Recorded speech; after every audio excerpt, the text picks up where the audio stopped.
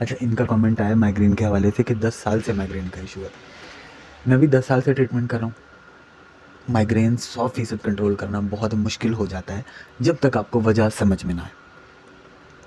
मैंने जितनी भी पढ़ाई की है, जितना भी मैंने ट्रीटमेंट्स किए हैं लोगों के, एक चीज़ तो कन्फर्म और फाइनल होती है कि माइग्रेन का ट्रीटमेंट इसी वजह से नहीं हो पाता क्योंकि इसकी वजह समझ में नहीं आती। और इसकी वजहें 2 वजूहात हैं बेसिकली, हाज़मे की ख़राबी और दूसरा स्ट्रेस।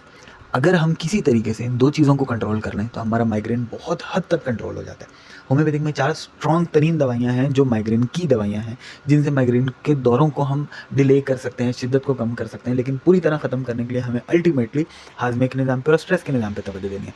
स्ट्रेस का निज़ाम इतना कॉम्प्लिकेटेड है, आपको टेंशन वाला जो निज़ाम है, ये इतना कॉम्प्लिकेटेड है कि स्ट्रेस होते हैं तो गायनी के इश्यूज़ शुरू हो जाते हैं। अब गायनी के इश्यूज़ शुरू होंगे, साथ हाज़मे के भी इश्यूज़ शुरू हो जाएँगे। अब हाज़मा ख़राब है तो स्ट्रेस ऑटोमेटिक होगा, गायनी के इश्यूज़ है स्ट्रेस ऑटोमेटिक होगा।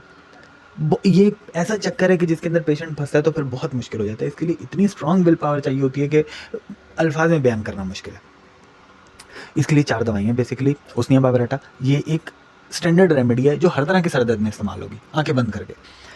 स्पाइजेलिया लेफ्ट साइड का माइग्रेन हो तो, सेंगोनेरिया राइट साइड का माइग्रेन हो तो, जेलथीमियम पीछे कमर और सामने फोरहेड, सर के पिछले हिस्से में और सामने फोरहेड की तरफ अगर माइग्रेन का ज़्यादा अटैक होता है तो ये दवाइयाँ इस्तेमाल होती हैं। एक और दवाई याद आ गई, आयरिस वर्स।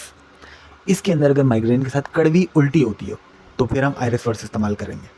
उस्निया बाबराटा हर केस में लाजमी इस्तेमाल होगी। स्पाइजेलिया, सेंगोनेरिया, जेलथीमियम, आयरिस वर्स अकॉर्डिंग टू सिम्टम्स इस्तेमाल होंगी जो मैंने आपको बताई।